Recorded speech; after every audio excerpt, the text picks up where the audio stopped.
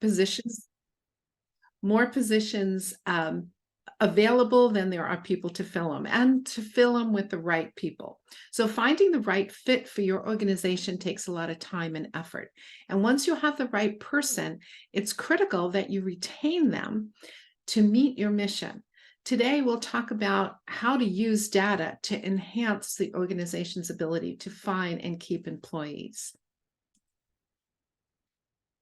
So I'd like you to just take a moment, and I know that many of you have been going through this program, but I haven't. This is my first time this year in doing this webinar. So what I'd like to do is just have you jot into the chat box your name, your title, and the organization, and where you're located.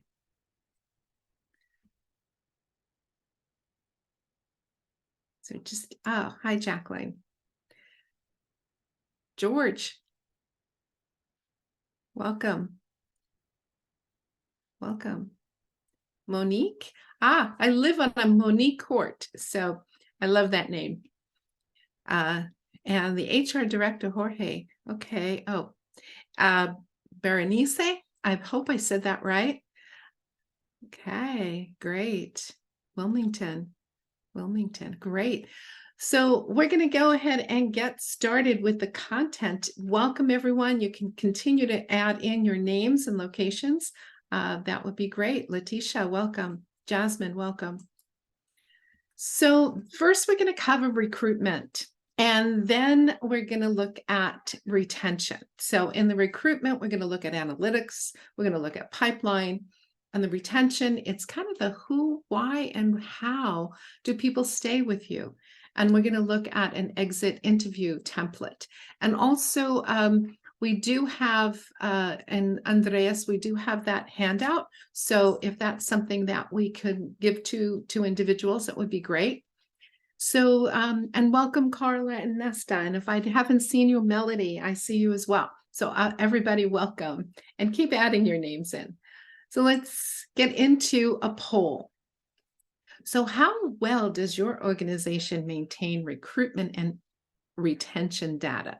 So there's a few things that where it's going to be either you're not at all, a few data points, you have it adequate, and then maybe you're doing great. So go ahead, and Andreas just launched the poll and put your information in here, and let's see how it's in the how you're doing with database. Okay.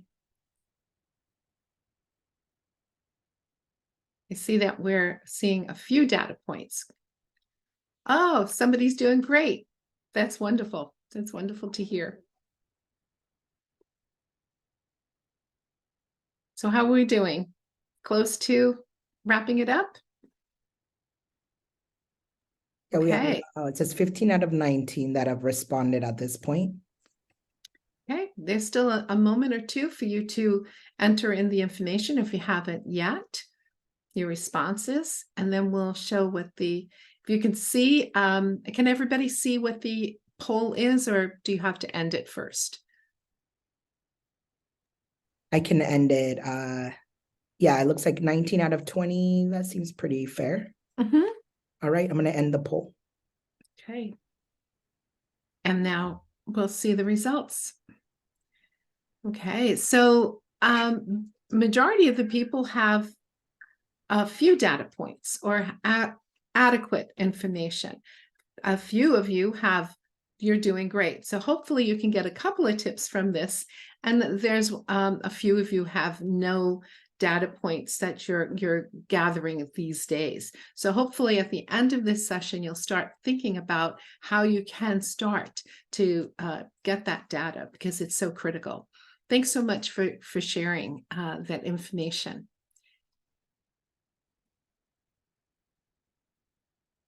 So the statistic, what happens, it drives recruitment strategies. So in other words, employees have to really have a hard time. Employers are having a very hard time attracting talent. 73% of employers these days are saying it's difficult. And I think it just seems to get difficult. I'm involved in an HR association in my hometown, which is Santa Barbara.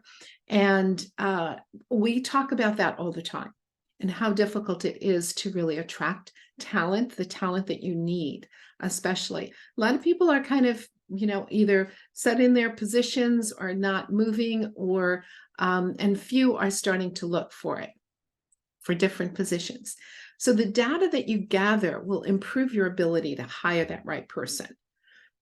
The statistics are derived from tangible facts that will help form those recruitment strategies and retention plans. And that's a critical aspect for the company. And we're going to get into talking a little bit about the cost and such that you're going to look to gather, so that you can, because it is a large cost to the organization. It really helps us to measure how our sourcing activities. So if you're getting a lot of applications from one particular source, maybe Indeed or another source, you want to know that. And then you also want to measure how those strategies are working. Is it a lot of work that's going on with very little return? And also the time to fill. That's a critical point, because that means that one of your departments are already having difficulty keeping up with the work and coming into overtime and such. And there's a lot of different costs that are related to recruitment.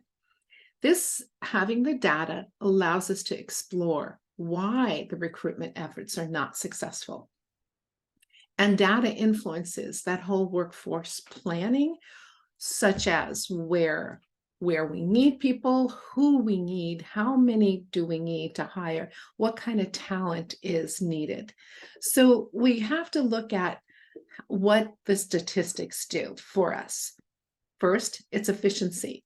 It's helping to reduce that time to hire, improving the quality of hire, having the right people in the right positions. And we also, when we're looking at quality of hire, are they going to stay in those positions? And are they the right person and not someone who doesn't have the right skill sets?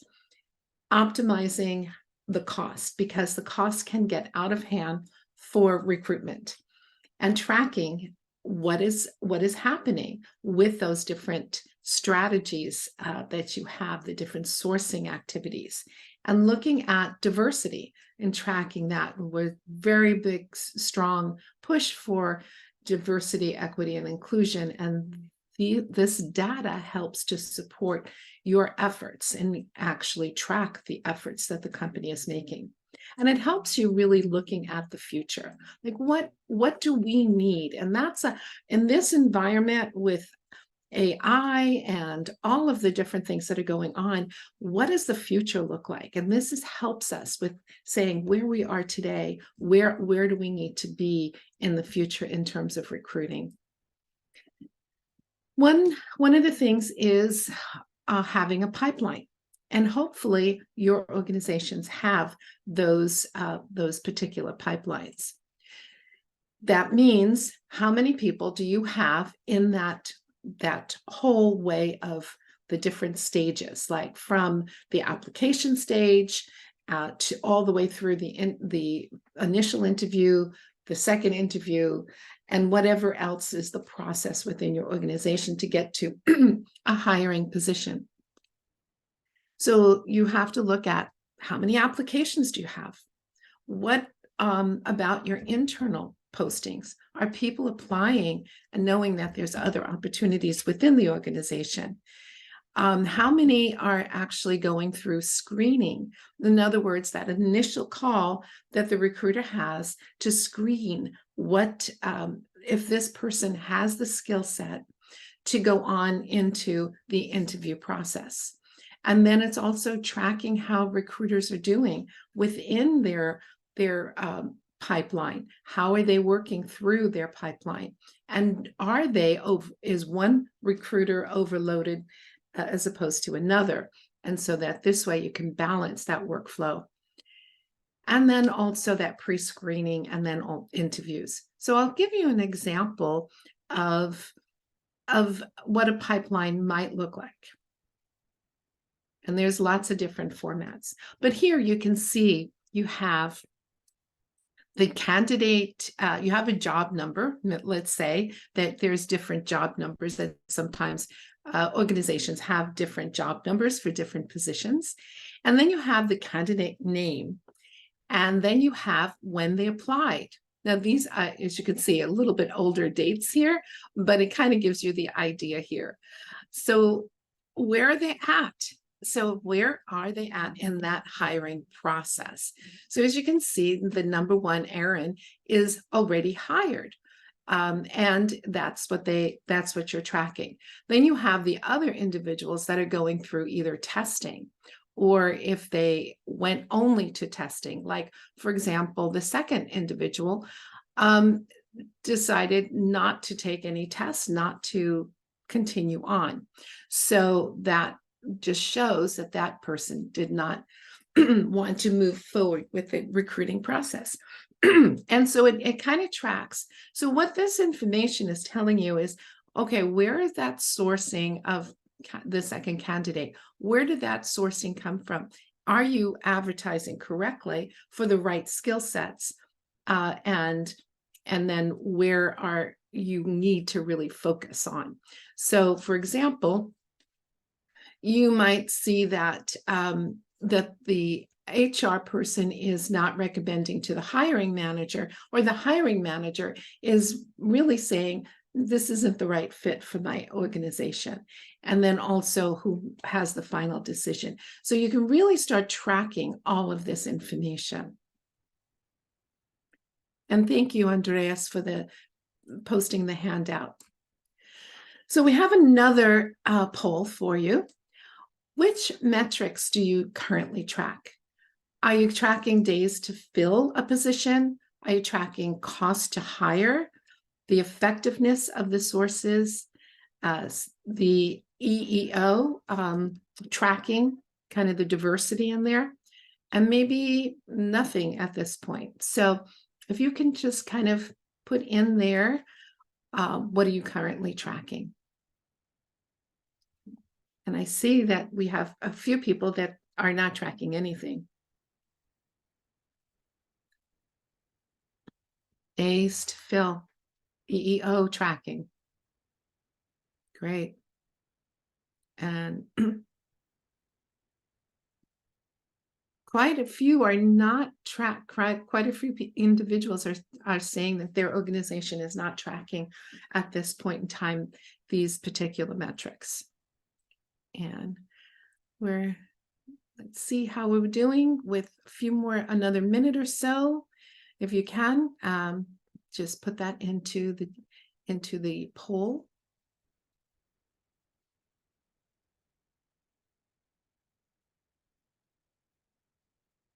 Okay, Andreas, I think we have enough people to end the poll and share the results. All right. Sharing.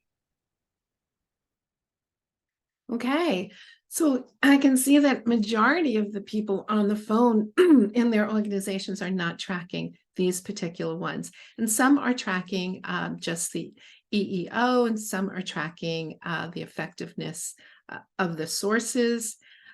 And a few are also doing days to fill.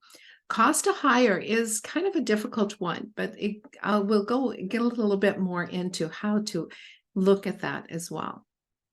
Okay, thank you. We can stop sharing now. And so here, let's look at these metrics that we just mentioned.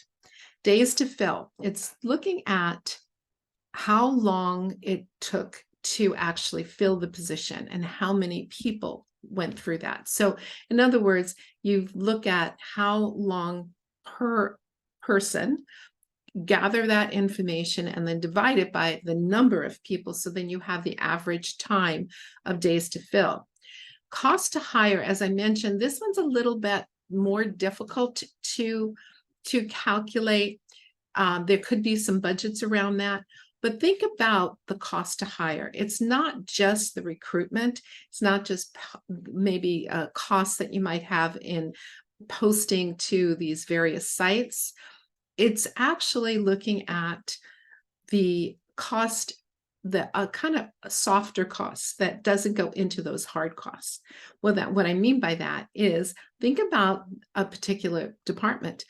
They may have one person who left and they're looking to fill that position. Well, that work does not go away from that person who left. So now it has to be distributed among the individuals left. So that means that there's a heavier workload, potentially more overtime for that. So that's kind of some of the softer costs into how much it costs to hire.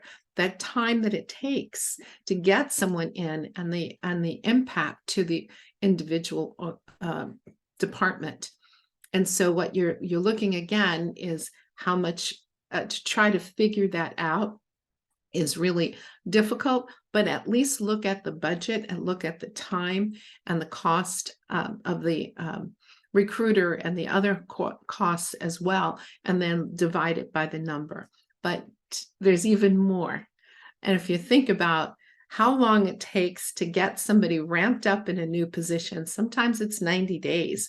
And I worked for one company where to have someone in full production mode was actually 6 months. So that time, that again, that's a kind of a cost that isn't really something material, but it does have an impact on the organization. So you really want to take a look at whatever you can get on that cost to hire. The next thing is the effectiveness. And I think some of you did post that you are finding data on the effectiveness. Now, a lot of times, like I mentioned before, you might get 100 applications for one position. And out of that 100 applications, there might be one or two really qualified candidates. So you're going to have to look at that source. Is that the right place to put your ad? Perhaps another place would be a better way. Is the ad really demonstrating the criteria for hire and the experience needed? And so it's giving that kind of information to make the changes so that people aren't just going through applications. They're actually looking at applications that really are qualified for that specific position. And then, of course, there's the tracking, the EEO tracking, but it's also part of that is, and it's usually confidential, tracked by HR, but that's something to really look at. You don't have to link it to the actual person as long as you can track that information. How are you doing with diversity? I know that if is there a diverse, some organizations have someone who is a DEI specialist. What impact does that work have on the hiring practices within your organization? So there's a lot of things that come out of those metrics that are helping to form how the organization is going to move forward. So we'll move on to retention. I call that the flip side of the recruitment. Now, you need to know about recruitment. And we talked about how expensive it is to find the person that's the right fit in a particular position, that has the right kind of experience, the right attitude, fits into the culture, and then get that person on board, onboarding them, whether it be, getting their IT equipment done, all of the work that goes into that, which is also part of the cost. And then also the training and getting somebody ready to actually be fully functioning in their position. So it's a lot that goes into finding someone and finding the right person. So now if you have the right person, what you want is to retain that person. And there's a statistic from Gallup saying that 47% of people are actually actively looking for a position in another company. So that's another thing, is like looking at what is your turnover ratio? How many people are actually staying with the organization? So it's collecting the information on why people leave so you can better understand who is the right people, is the right person to hire for that particular position, and how long do you expect someone to stay in that position, and how to ensure that they stay and retain that individual. So it gives you that kind of tool, maybe it's a survey, to really look at how you can retain those long-term high performers, because that's what makes your organization work. And it's usually facilitated, a lot of this is facilitated with the HR professional, but it may be with others as well. And it's kind of a trend that needs to go to the senior leaders to really look at, because this is a major cost when you constantly have the turnover and having to refine people and put them in it and go through that whole process of getting them up and ready. So the trends report that you may be generating is something that's a vital thing for the leadership to really take a look at, go deep into, say, okay, what do we need to do? What practices do we need to have to ensure that people are happy here, they want to work here, and also that they're engaged? Another statistic from Gallup says that, only about 57% of people are fully engaged.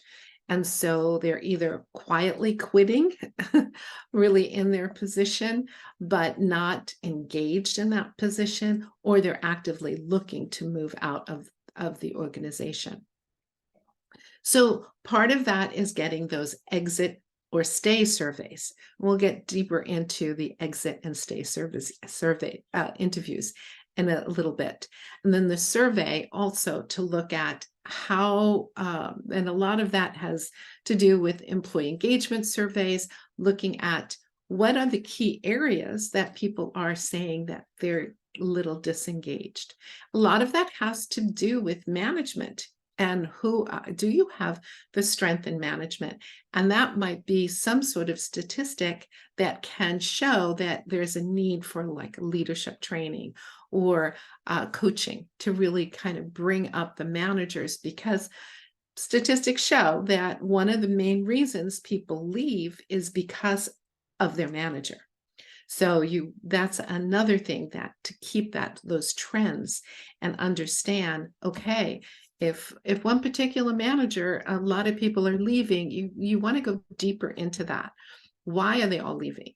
And that's something that HR would take over and say, okay, what is going on in this in this particular department that is causing people to leave? It may not be the manager, but it's something to look at. And maybe the manager needs some coaching or training to get them back to where they need to be. And a lot of this really drives what other retention. Maybe it's the salary. Are they here at the right position? Like how does the salary measure up to competition? Because competition doesn't necessarily mean that you're competing against another company. It does mean that there's a competitive market for talent. So if somebody is, for one particular type of position, your salary is much lower than maybe another organization, then that may cause people to leave. So you have to understand these so that there could be decisions at the higher level to make a salary adjustments or benefit adjustments, or another thing is providing education. So maybe there isn't any of that. So it all comes back to looking at what is the data telling you, and where do you go deeper into it as a leader, going into that kind of supervisor effectiveness and the culture of the organization and the practices and the teamwork that might be involved. So there's a lot that can be done when you got good trends to really say, okay, here's where some of the issues are, and then the leadership can focus on solving those issues. Any questions that we have? Oh, I do see, Bridget, you did have one. Does Gallup poll looking at healthcare? No, it was not looking at healthcare. It's a general statistic. They have a really in-depth report, and you can probably get it from if you go to Gallup. It's a recent one that just came out, and it is looking not only at the US, and well, it's US and Canada that they group together, but they're actually looking at it globally as well. So it's pretty in depth. And I think there was another point, Gina, time to get staff may differ. That's true. And it should be measured to show how the resources are needed. Yes, absolutely. Thank you for that. Okay. So let's do another poll. This one is to see if you have a consistent practice of conducting exit interviews. So either you do, or if it's not consistent, or we don't conduct exit interviews. And so we're getting some answers in now. Yeah. Good portion are consistently conducting the interviews. And some are not as consistent. Okay. Okay, I think we're getting close to ending the poll, Andreas. So here you can see that a good part, about 50%, are actually consistently conducting exit interviews. Great. Now you want to make sure you're gathering the data from there, because then that's a little bit more, because it's some qualitative, but you could still get some trending out of that. Yes, but not consistent. And the consistency is really important, because then it can really identify those areas that need addressing. And hopefully some of you have the influence to help have those stay interviews, which is important as well. Okay, so we'll move on to exit interviews. And here there is really looking at constructive comments.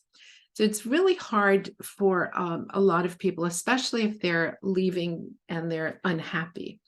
But to try to make sure that you're getting the constructive comments. So the benefit is that it helps you really dial into the current direction, and it also helps get the questions to the recruiters so that they can use that in the hiring process to really see if that's the right fit for the organization. So for example, let's say your organization, you're coming up and it's saying, okay, we are finding that people are leaving because there's so much change going on. And as you know, these days, usually a lot of organizations have change. There's so much change going on in our environment and such. But that might help guide the recruiter to find out about how the person reacts to change. And it would be maybe a question like they might ask is, tell me about a time when there was a big change in your last company. How did you handle that? So that kind of gives them more the behavioral side of the interview questions. So, and that comes from the exit interview, because now you know what to ask for. And then there's looking at the emotional discussions to try to gear away from those emotional discussions and ensure that the topics are covered that you need to cover. That's why it's really important to create an exit interview format that is used over time, because then you're gathering the same questions, you're gathering the answers to the same questions, and that is your data that you're collecting. And hopefully there's some consistent conversations. Now, one of the things about the exit interviews, and I've seen this happen before, someone leaves a company, goes to somewhere else, and then they decide to come back to the original company. So that's why these exit interviews are so important and be done with productive conversations, because potentially that may be another hire for the organization. Okay. And I see, okay, here we go. Data, collected data from exits. And this is what happens. As I mentioned, it will change some of the recruitment questions and also maybe the procedures of the recruitment. It'll also look at the salary. Again, somebody is leaving because they're getting another X amount of dollars from another company, and that means that you're not at market rate. And there's a lot of work that HR people can do to get market rate for a position. It could be the benefit programs, and I know these days benefit programs and is really, I have some colleagues of mine that are in that industry, and they say that that whole market is shifting and changing, with a lot of different costs and different coverages as well. So that's something to look at. And then again, it's management. It all comes down to management. Who is the direct supervisor, and how does that direct supervisor motivate, inspire, and really connect with the individual? That is one of the key things. So, and then that means that there might be some way to upskill your managers. So that would come out. And so it's really having the data to back up the findings so that you can create a business case for your leaders, or your board for additional resources. So, for example, if it's that people are leaving because the workload is so intense, they cannot handle it. And that is these days that burnout, as we call it. So it might be looking at, do we need more staffing in that group? And what do we need? So it's all giving you this really rich data to make business decisions. Now, here's kind of a sample, and you can probably, if for those of you who don't have it or taking a look at the questions that you're asking, why you're leaving, what could we have done better? This is a great question. What, in that person's opinion, could have been done to keep them there? And then it's looking at, why are they leaving to another company? Why is that reason? What made you decide? Was it the salary? Was it the benefits? Was it the hours? Was it remote? Was it that they're remote and we're not? Is it hybrid? All of those can really come into making decisions for the future, especially if there's trends, because you're gathering the data so that you're not saying, well, one person said this. You want to have a trend. You want to say more than one, a number of people have said they're leaving because they want to work remotely. And that might be a decision that the company is going to make. And it could be that's not possible. And that's something to look at, making sure that in the hiring practice that they make sure that that's information is communicated perfectly so that that person knows what they're getting into. And I like this one. What 3 things could your manager or the company do better so that you can get that trending of what needs to be done and how it can get done, and that information goes directly to the leadership to make those big decisions, especially when it's involving some budget. And the tools. This is an important thing because sometimes we're learning that we don't have the right resources for people to be successful. People want to be successful in their job. I don't think anybody shows up and says, I think I'm going to fail today.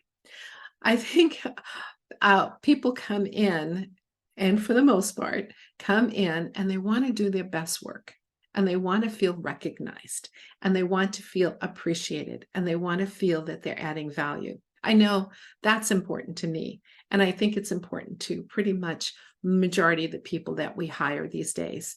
They want to get that feeling that they've made a contribution to the organization and they've done a good job. Nobody wants to feel that they're not doing a good job.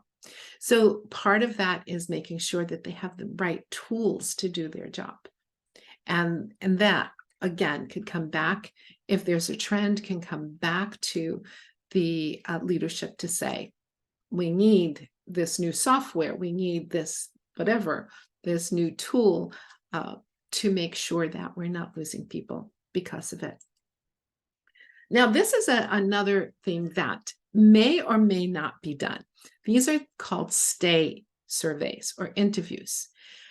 And here's some of the questions that could be done. And this could be done as a survey. It could also be done when by the manager. And I know when I was managing a group, my team, I would always have these types of conversation, because then you can get the why they're staying. And the people that are high performing, you want to know why they're staying. And that could be selling points for the recruiter, going back to the recruiter. And it also could be, we need to do more of this. So what do you look forward to when you come to work each day? And then again, what do you like? What don't you like? And what keeps you here? And if you could change something about your job, what would it be? What would make your job more satisfying? And how do you like to be recognized? Now, if the managers are doing this, this is going to be a challenge to get that information from them. But if it's periodically and they put it into a system, maybe these are things that you can gather, so that this way you understand what is working and come from that positive core of the organization and build on that core so that you can attract, and in other words, enhance your employer brand. And that's a really good thing to have, because people want to work at places that they feel that they're being valued and honored. And it also looks at that engagement. And employee engagement is basically, they're using discretionary effort. They're putting in, not just doing the bare minimum to get by, that's called quiet quitting, but actually to have some kind of skin in the game, putting in that little extra effort to make sure that things are working well. So in gathering and accessing data, it's really, you need to have some tools. Sometimes it's done on a spreadsheet, Excel. A lot of times, and this is something to check if you haven't had this kind of data collected before, whatever your HR software is, the payroll, the attendance tracking, onboarding systems, see if there's a component there that will give you the tracking that you need. And also there's some dashboard software out there, and I'll talk a little bit about that now. But this really will help in gathering the data that you need to make these help the business make the decisions. Dashboards, there's a lot that could be covered with, and dashboards, I've seen dashboards looking at referrals. How many referrals do you get from internal or external? So from recruiters, and also internal postings and referrals from employees. Because if employees are happy, they're going to refer somebody to you. They're not going to, if they're unhappy, they're not going to say, hey, my friend should join in, or come here because I'm unhappy. So, again, it's looking at that.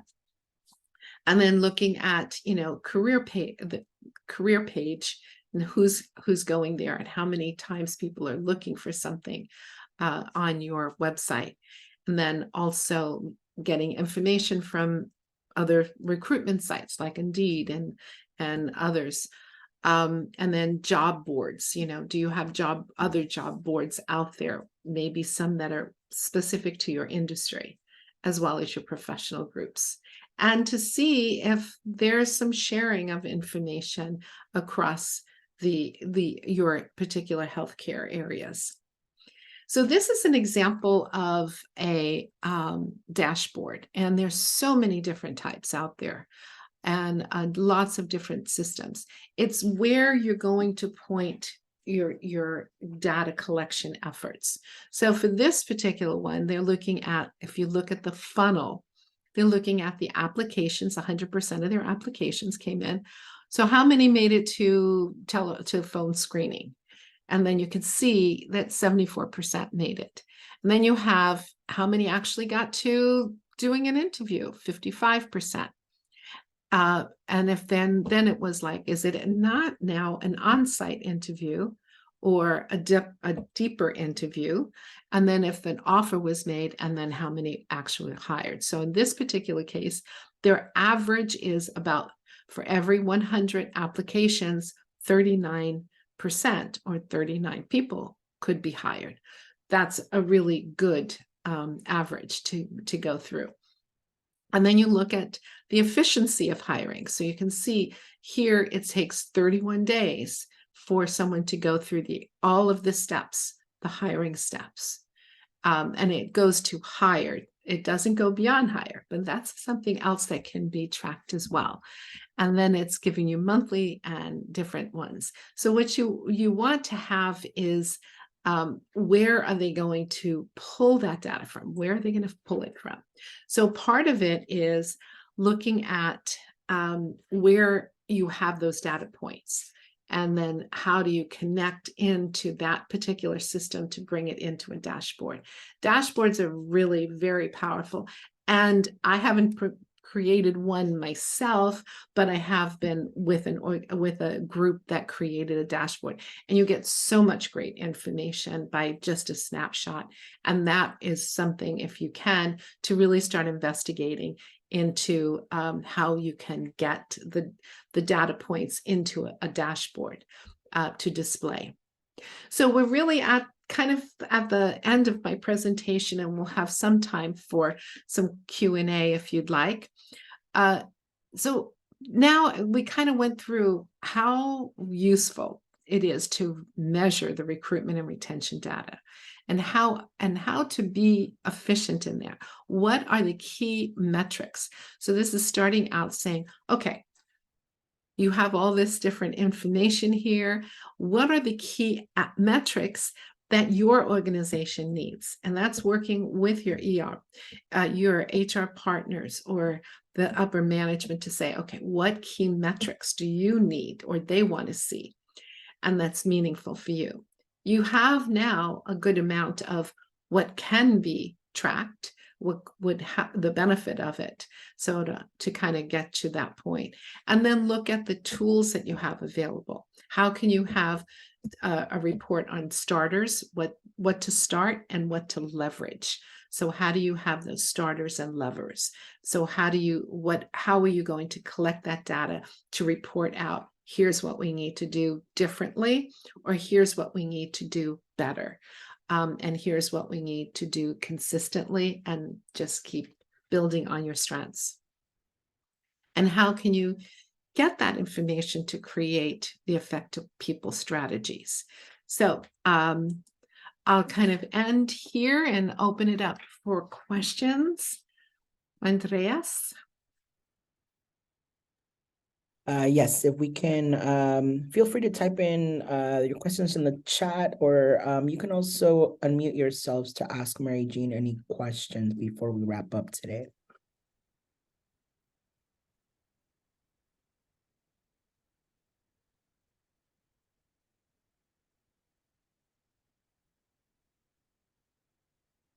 Hi, Mary Jean. This is Marisol. Hi, Marisol. This is all very good information, but to be honest, I'm a little bit overwhelmed. It seems that this is more for an HR department. And I don't know, to be honest, if our HR department is doing something like this. But I'm very interested in creating something for me because the managers at this organization usually do the interview process, anywhere from reviewing the resumes, doing the interviews, all the way from the beginning to the end.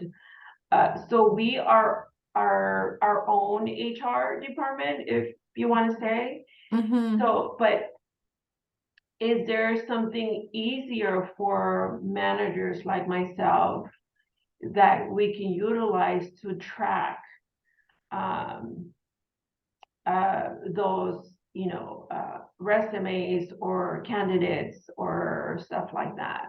Mhm. Marisol, if you want to start with baby steps, I'd say start with an Excel spreadsheet. Okay.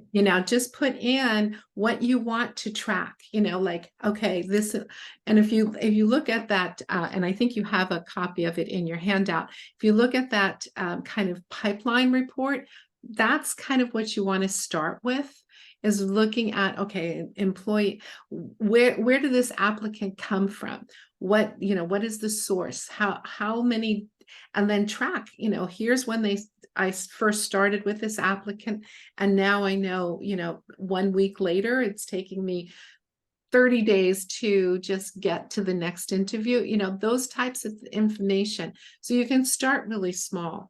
And if you said that most of the time, the managers, are you going out and just sending out recruitment yourself, or is HR doing that kind of outreach to these different sourcing? So HR just would do the posting on Indeed, and then all those resumes of the candidates come to the managers directly. And so then it comes directly to you. So it doesn't go through HR screening, and then you have to do the screening. Correct. Okay. So that, you might want to track that, Marisol, because if you're getting hundreds of applications and only 5 are really qualified, that's taking up a lot of your time. So that's where you can go back and have that data to show this is not effective. So we need to do something differently, because that's, data speaks volumes. Gotcha. Yeah. Okay. So start small. Yeah. Okay. And maybe with this information that I gather, and presenting to HR, maybe they'll be willing to make some changes on their own. Yep, it's true. Okay. And a lot of HR departments do the screening, but and some don't. But it's still a matter of efficiencies. So if you think of it in terms of that, and that's what you can go back to and have that conversation about it. Okay, thank you. Mhm. All right, looks like we have Gina. I see your hand up. Sorry, I had to unmute. It's just a comment. So I don't normally come to these meetings, but I've been invited to this meeting because it was on data, and I'm a data geek, and I feel like we're in a different situation than we were many moons ago, in that there's so much data out there. So how do we create data so that it's meaningful to everybody? So, who gets the data? What kind of data? How is the data disseminated, and how is the data used? I think are secondary questions, because I'm sure our HR department has wonderful data, but is anybody looking at it, using it? What are we doing operationally with it? And also, is anybody looking at it? So those are some of my comments I have. Oh, those are great comments. And those are things to really address with your organization, because you're right, there's so much data out there, but what do you need? And that's where it goes back to, is the data meaningful for your organization? And then are they reading it? Are they using it? Are they making business decisions because of that data? So those are questions that to go back to, because nobody wants to spin their wheels and start collecting things that people aren't interested in, but to go up to the level of really having those conversations of what data do you need to really enhance the recruitment and retention for our organization. So I think you bring up some really good points. Thank you. I'm gonna unmute. In other community health centers I've worked in the past, they used to have an annual recruitment and retention plan, like a QI plan that got board approved. Mhm. And then it gets added kind of into the strategic plan of the organization using data. So just kind of some of the thoughts I have of how that data could be used.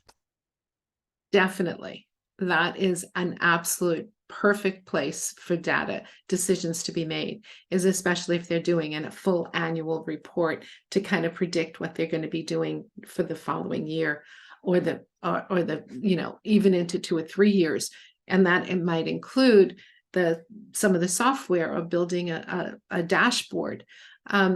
Dashboards are great. If you can get into the dashboard, I know there's lots of different systems out there that aren't that expensive, but it does take time and conscious effort of where you're going to pull that data from, where you're going to connect that, how is it going to come into the dashboard to report. But those are things that can really make a big difference in your organization.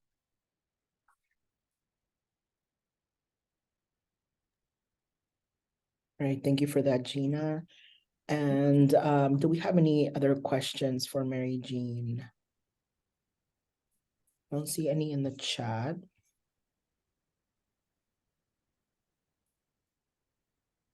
Okay. All right, so you see Mary Jean's contact information in the on the screen right now, so feel free to reach out with any additional questions.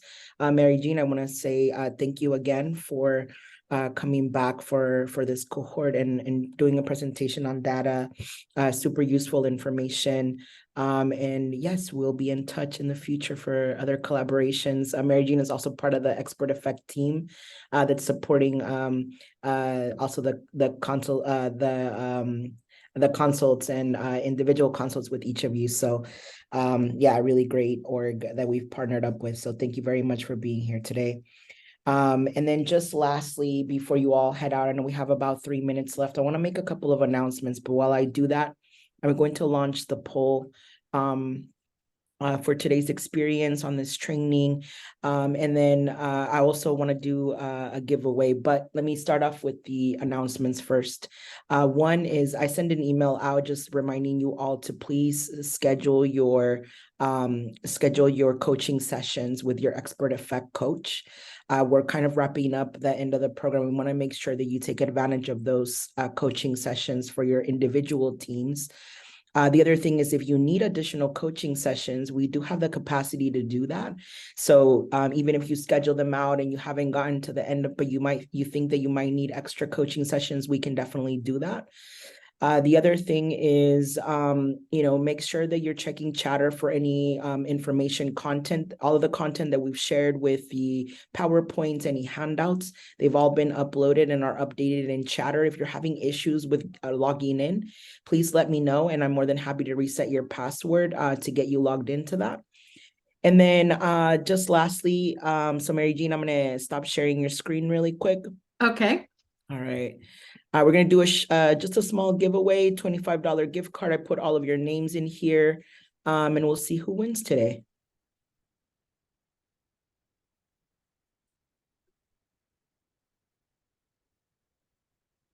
Ooh, Monique. Oh, Monique. All right, Monique, congratulations. I will be in touch with that gift card before the end of the day. So congrats again. So I just want to say thank you all for your participation, your feedback, comments. We have 2 training sessions left. Next week, we will have Tracy Bivens Davis, who's who's part of the CCALAC team, to come and talk a little bit about team cohesion and training and the importance of that. So thank you all. Again, we won't have discussion this time. I appreciate your time. Have a great rest of your day and weekend, and we will see each other next Thursday. Take care. Thank you.